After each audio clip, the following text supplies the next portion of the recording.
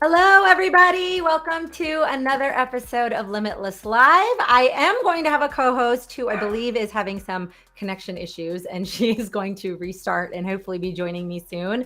But in case we don't know each other, my name is Henna Pryor. I am a room tilter, executive coach, keynote speaker. And today, I'll kind of kick off our topic today in hopes that my co-host joins. But Krista Ryan is going to be joining me shortly, and we're going to have a conversation about something that's actually been the conversation for me this morning thus far, and that is around public speaking and the role that it plays in the workplace and how we use some of the tools and concepts from Limitless Minds, things like mindset, things like neutral thinking, to enhance that skill set. So there's Krista. Hey, Krista.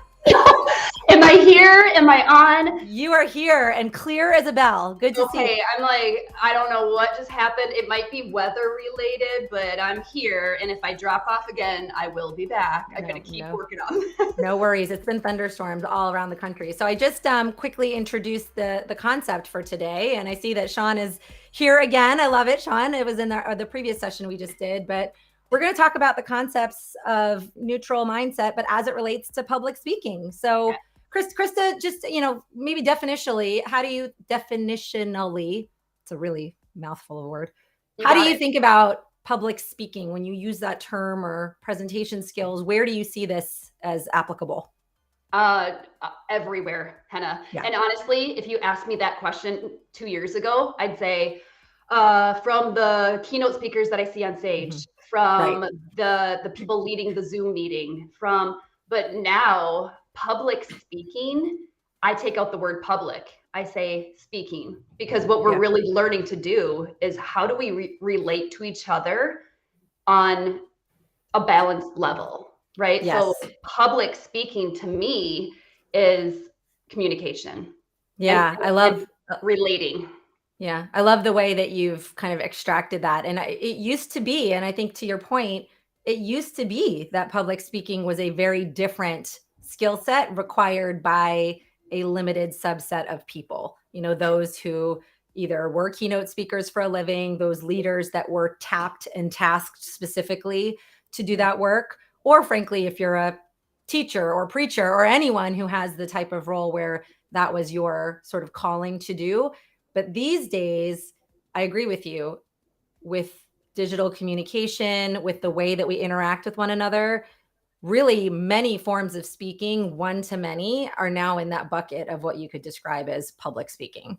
Yeah. And one that comes to the forefront of my mind, Henna, is when we're talking around the whole concept of Workplace Wednesday, look at LinkedIn. Every time we post on LinkedIn, we are public speaking. We are putting ourselves out there in a way that we want to have a message understood. And I think it's not speaking at, it's so much more speaking with. Right. Why is this so hard for people? I think, loaded question, my friend. We can go real big question. I think that, for one, I think it's hard for people because it's not practiced. It's just not commonly practiced. And we've got a lot of labels attached to it saying like, oh, I'm not a public speaker. That's not my strong suit. That's not what I do. When in essence, yes, it is. If you're having conversations in the workplace, you are a public speaker. Are you doing it effectively? How can we really level up the skill sets? So I think it's really important now, to circle back to your original question. I think it's important now because we've got a lot of excuses not to work on it. Yeah, I agree with you. I'm going to shamelessly self-promote twice. One is I love Anthony and Sean. Colin Henderson and I, fellow room tilter, just ran a 1-hour session on public speaking, which if you were not there to watch it live, shoot me or Colin a LinkedIn message and we're happy to send you the recording for the replay. But actually, the other thing, if I could just talk about a little piece of data from my book, which might be useful here. So, the book coming out in September, Good Awkward, some of the research, is that notes from the session? Those are all notes I took during the conversation. I love it. I love it. 2 times Hen show, right? Colin, I hope you're watching this. I love it. Yeah, thank you. Yeah. So if you want the replay to that webinar, just shoot either Colin or I a message. But one of the pieces of data that I share early in my book, which I think is really applicable to this conversation, as the book is about awkwardness. And when we talk about public speaking and presenting, that is universally considered in the workplace one of the most awkward experiences there is. Best case scenario, you find it awkward. Worst case scenario, you're paralyzed by fear and anxiety, right? Yeah. So it exists on a spectrum. But what I want to maybe start with is some research that I found really fascinating, which is one thing that the pandemic taught us and showed us was that feeling nervous and anxious and awkward around public speaking is not something that is limited to introverts.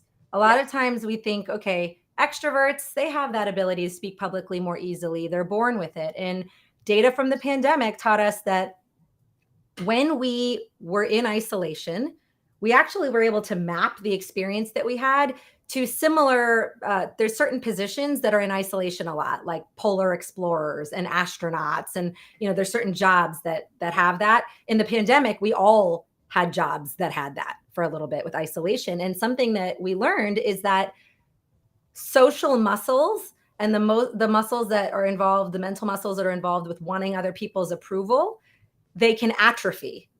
Yeah. The same way muscles in our body do when they're not used regularly, when we're not practicing them, as you said, they can atrophy. And so especially coming off of the pandemic, those public speaking mental muscles, they gone, right? Or at least weak for a lot of people.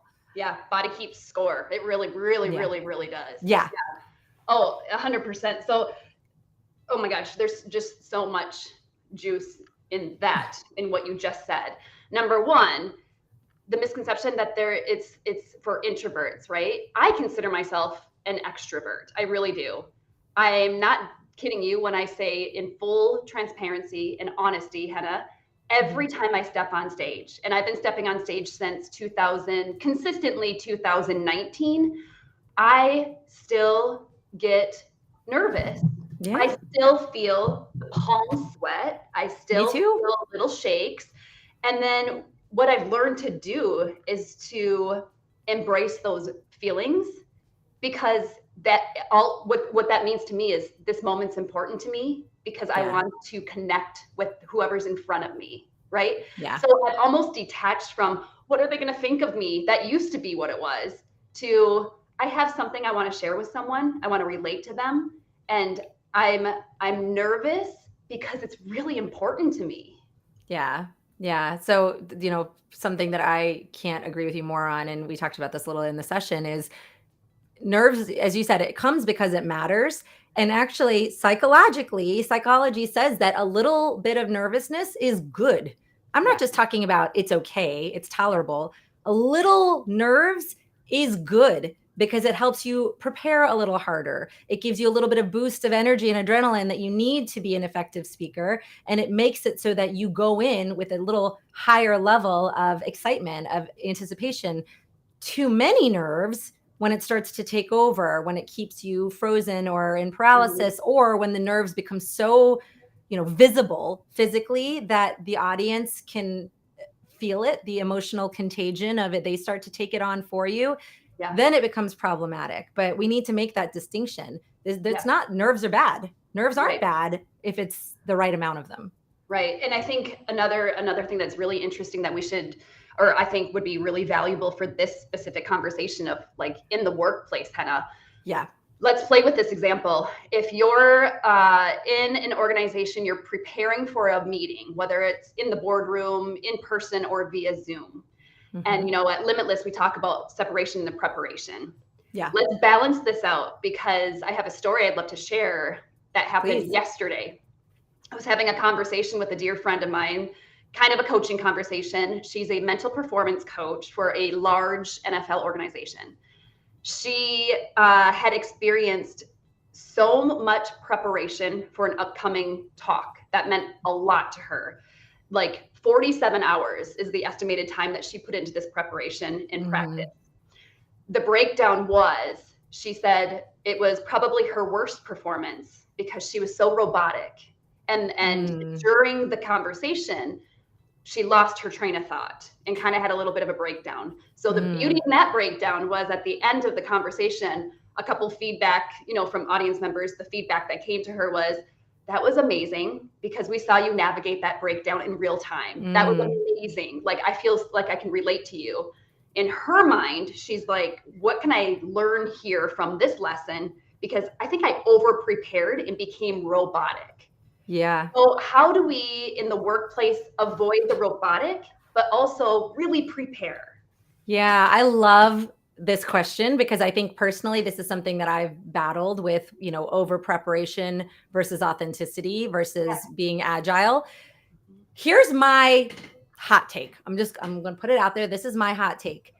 I think there's not preparing enough. And then I think there's preparing a good bit, which is, I think, where this person may have landed. And then there's knowing your ish cold. Yeah. So I have been there before where I have, maybe I'm going to use your words. I wouldn't use this turn of phrase, but I would say I'm really prepared and I've memorized my content and I really know it for the most part, right? Like I know it really well. And when I'm at that kind of, let's call it middle section of the spectrum where I know my content well, but I haven't run it a million times, I am at high risk of losing my train of thought if something goes sideways and not being able to find my way back. Love it. But there's an inflection point. Then if I keep going on the preparedness and I keep going even more and I know my stuff so well, those neural pathways in my brain, those grooves have been deepened so hard. I know my stuff so well that even if I go completely off the rails, I know it so well that I can find my way back in an instant. It's just when I'm in that middle section of preparedness that things are dicey and it has the potential to go off the rails in any direction. I love that. I love that take of it. And I'm going to be completely vulnerable with you and everyone in the audience. That happened to me a couple of weeks ago during a lab. Happened to me last week during a keynote. During a lab. I was like so comfortable with the content because I'd run it, many times before that I did not, here's kind of the analogy in my head. I'm like, I know it like the back of my hand. I'm good. I don't even need to prepare going into this. I feel comfortable. Right. Well, let's just break that down. I actually don't know what the back of my hand looks like. And I really needed to focus on it and actually really dial in and prepare, even though I was comfortable with it, because during the lab, things went sideways a little bit. I got knocked off track. And because I hadn't prepared and really refined the skill set that I could bring to the audience, I didn't do my best work. I honestly did not do my best work. And that leaves me feeling dissatisfied, but inspired for learning from that so I can do better next time. Yeah, I know this one and I've been there and I appreciate you sharing that so vulnerably because it's hard to admit when something didn't go perfectly, right? Like we're hard on ourselves. We're high achievers. We want it to go well. It's hard to admit that stuff. Josh was in the audience. So if he was on here, I'm sure he'd be like, oh yeah, I was there, Krista. I remember that lab did not go well. No, right. And I'm sure that's your perspective, right? If it didn't go well, I think ultimately what we have to first just give ourselves some grace on is anytime as creators of material, anytime we're trying to create something new, that is going to happen. That is part of the journey to learning new content. If we're only running the same content that we know like the back of our hand or that we know so well, then we're risking becoming a bit stale, right? So there is going to be that journey for everyone. I think ultimately, so I'll just share real tactically an example. I gave one of my biggest talks ever to an audience in Salt Lake City last week, and I felt great, Krista. I felt great. And I don't always feel great after, but I felt really good. And so I talked to Colin after and I said, that's the best I ever did. Like, I feel really good about it. It's the best I ever did. And of course, in the Limitless world, he said, all right, conscious competence, right? Like, what did you do? Let's talk about it. What do you think made it so good? And so he actually kind of like had me reflect on it. I thought about, all right, what did I do differently? So one is, I think I allowed more of like the full expression of my personality to come out, a few of these other things. But what I really realized in that reflection and doing that retroactive was that at this point in my creation of that content, I knew it better than I've ever known it. I knew the content so well that it allowed me to bring more of my full expression to it. But up to this point, or at least, slowly, incrementally to this point, even when I knew my content, Chris, I had to think about it. Yeah. I still have to think about very heavily, like, where am I going next? Right. I could do it with some enthusiasm in my voice, but I'm still in my mind going, what's happening next? Where am I going next? And so Yeah. finally it got to the point where the material was so ingrained that it was a little bit of that unconscious journey. And I could let more of my other expression show, but it took the repetitions, right? Yeah. Deepening those grooves in order to get to that point for it to feel that way. And it can't be done without the reps. It just can't. We need those behaviors, those reps. 100%. And Henna, to the ear, I love that. Thank you. Yeah. The reps piece for me is so important. And that's one thing for everyone watching here and tying it into Workplace Wednesday.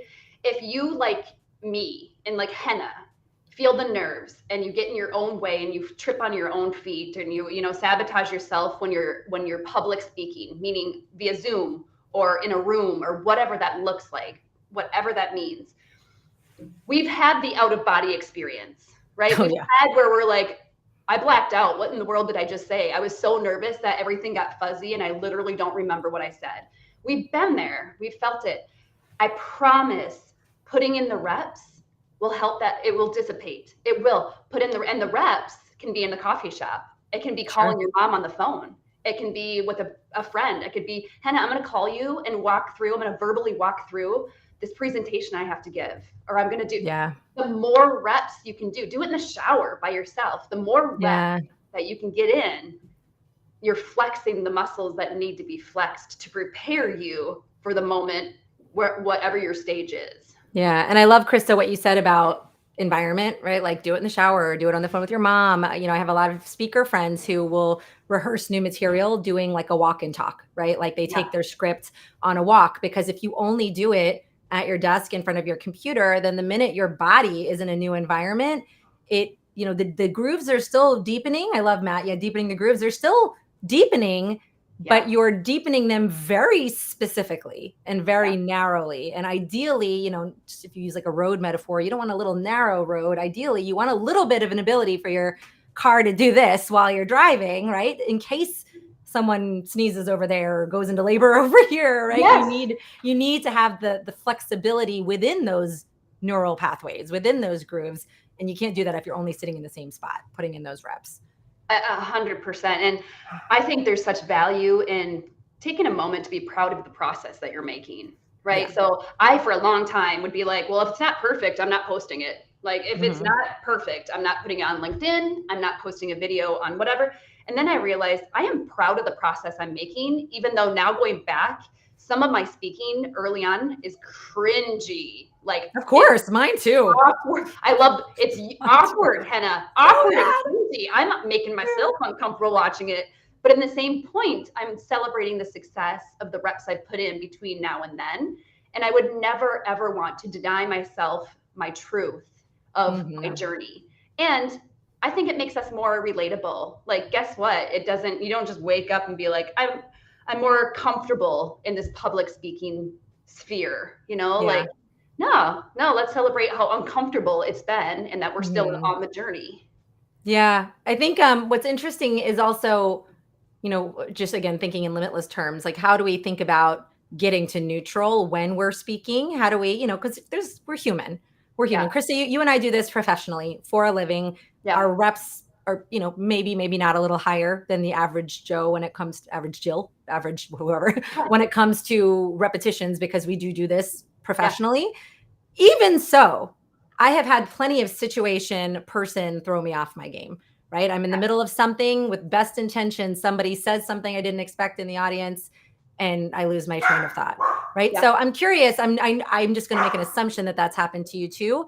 How 100%. Do you get back to neutral when that happens? What are your mechanisms for that? Breathe. You touched on this morning. Number one is anchor myself in my breath. I have to breathe. Like, usually when I get knocked off track, the first thing I do is, and I'm holding it. It's shallow. So if something gets derailed, the first thing I do is take 3 huge breaths. Like, whew, okay. So number one is breathe. And my number 2, I usually call it out, right? So sometimes if I'm on a stage in front of 1,000 people, I don't always call it out because more often than not, they don't even know that there was a breakdown. I do. Yeah. But I remember So before this life, my past life, I came from 16 years as a HR director.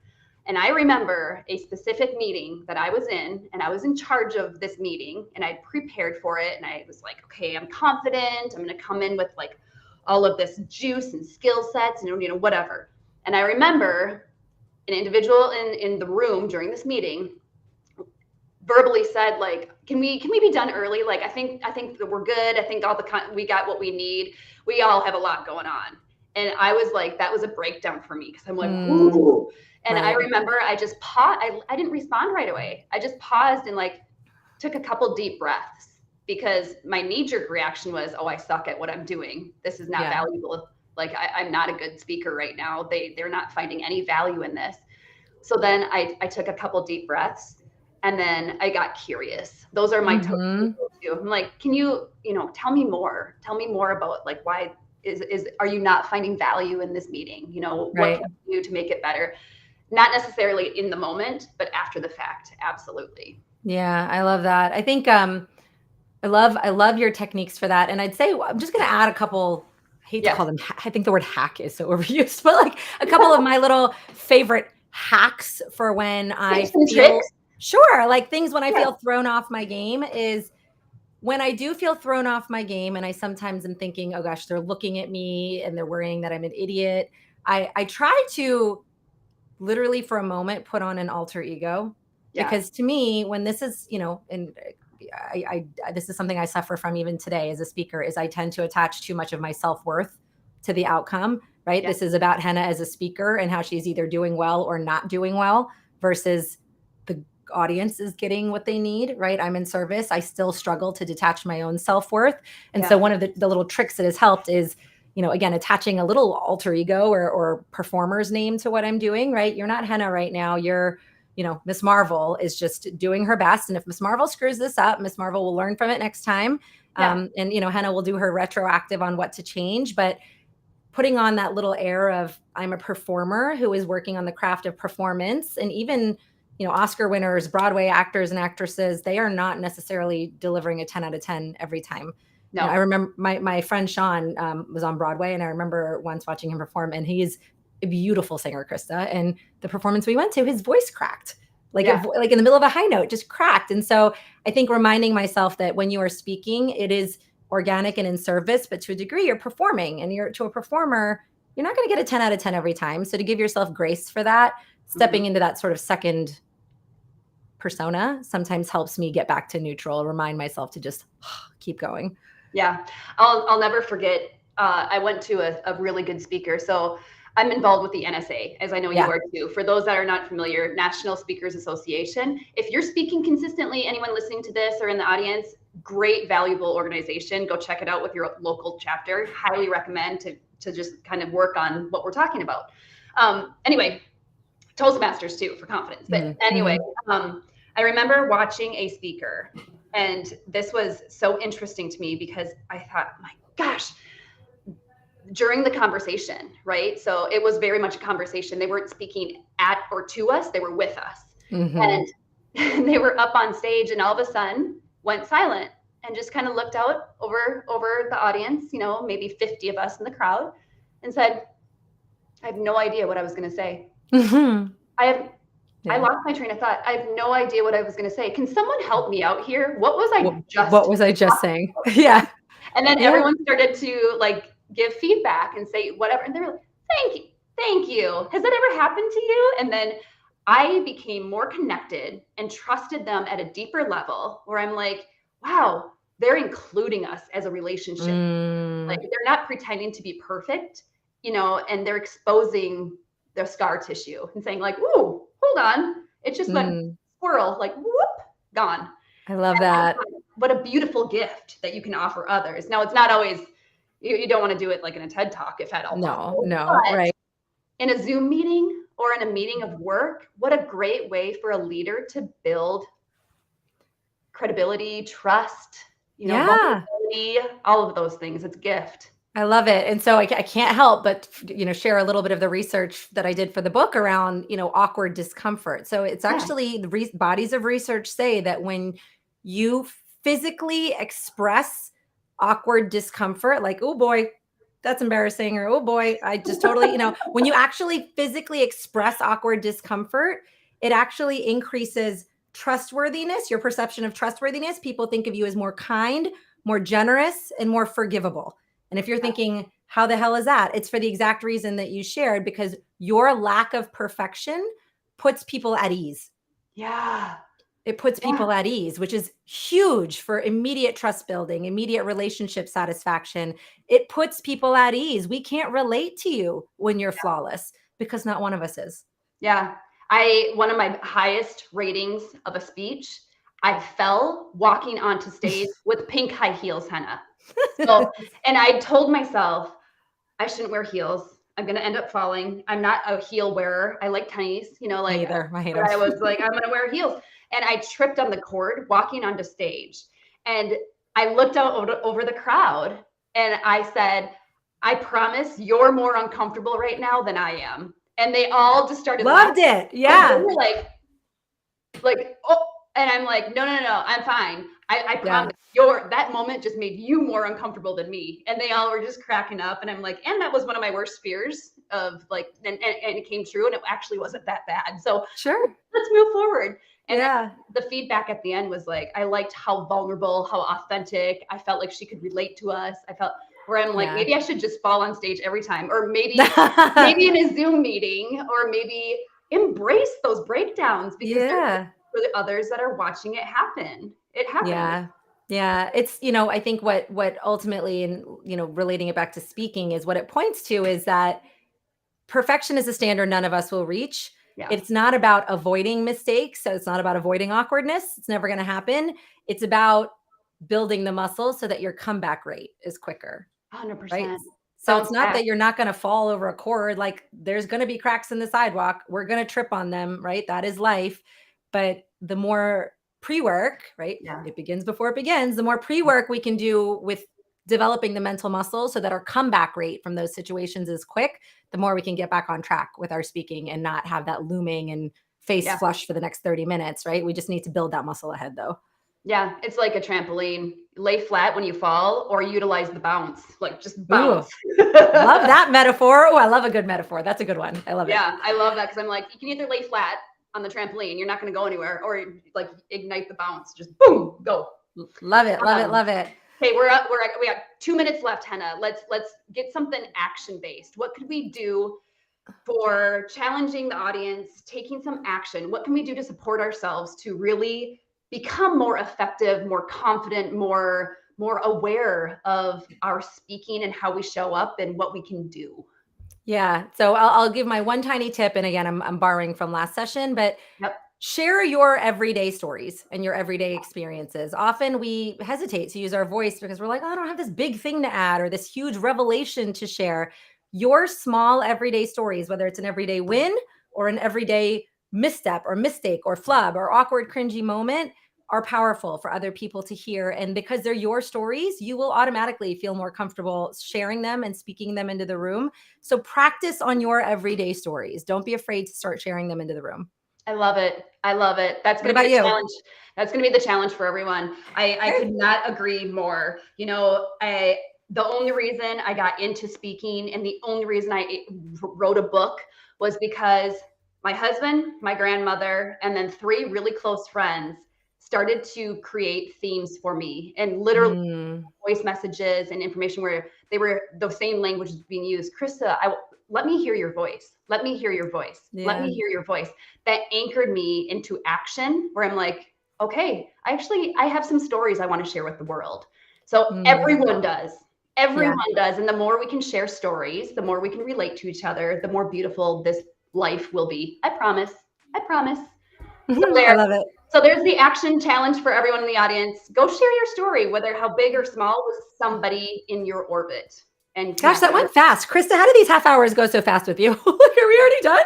Okay. We're already done. I know. I know you have the top of the hour where we got things. This is the gift of life. So Henna, thank you so much. Always love to hang out with you. And everybody, if you have additional questions on this, feel free to PM Krista or I about talking public speaking. We're happy to share our experiences and perspectives, and we'll see you back here tomorrow. Yeah. Bye, everybody.